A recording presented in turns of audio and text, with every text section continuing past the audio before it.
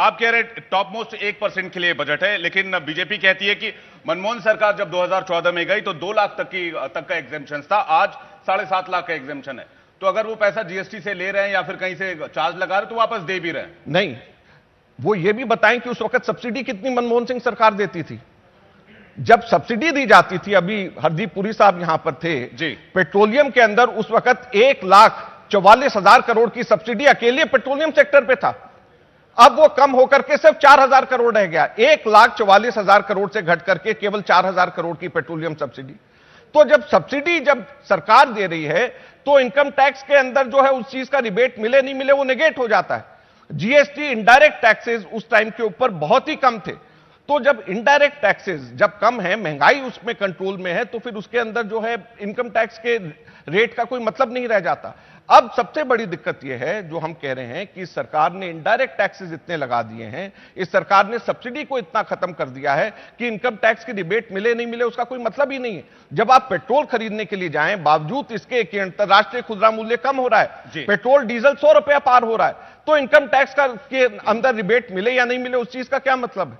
ये dragon fruit की खेती करके हर एकड़ में हर साल 12 लाख तक कमा लेते हैं।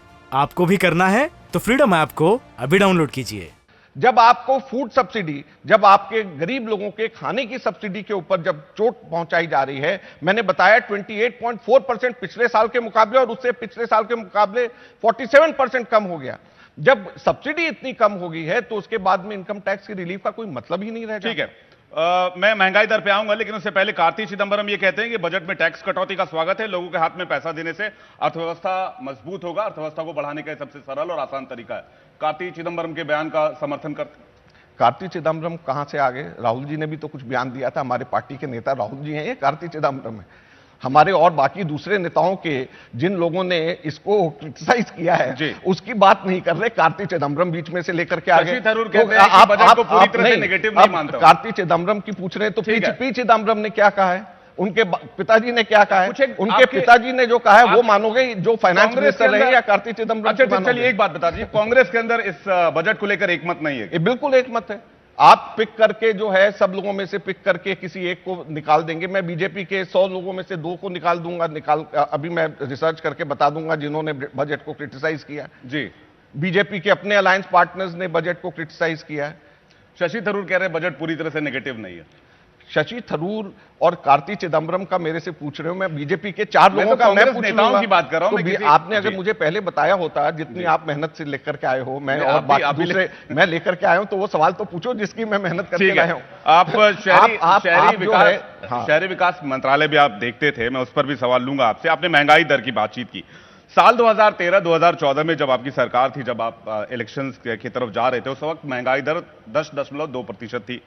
ये ड्रैगन फ्रूट की खेती करके हर एकड़ में हर साल 12 लाख तक कमा लेते हैं। आपको भी करना है तो फ्रीडम ऐप को अभी डाउनलोड कीजिए। और 13 की बात कर रहा हूं, 2014 में 6.67% थी।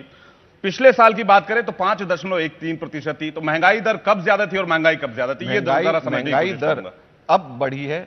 आप किसी भी राह चलते व्यक्ति से पूछ लीजिए, अगर आप दरों की बात करेंगे तो दर हमेशा कंपैरिजन में होता है। मैंने दर की बात नहीं करी, मैंने पेट्रोल और डीजल के रेट का आप पूछ लीजिए, आप आटे दाल के रेट का पूछ लीजिए, आप लोगों से पूछ लीजिए कि उनकी रोजगार की क्या स्थिति है, काम धंधे की क्या स्थिति है। आप आम साधारण लोगों से चलते हुए पूछ लीजिए तो आपको अपने आप आइडिया लग जाएगा।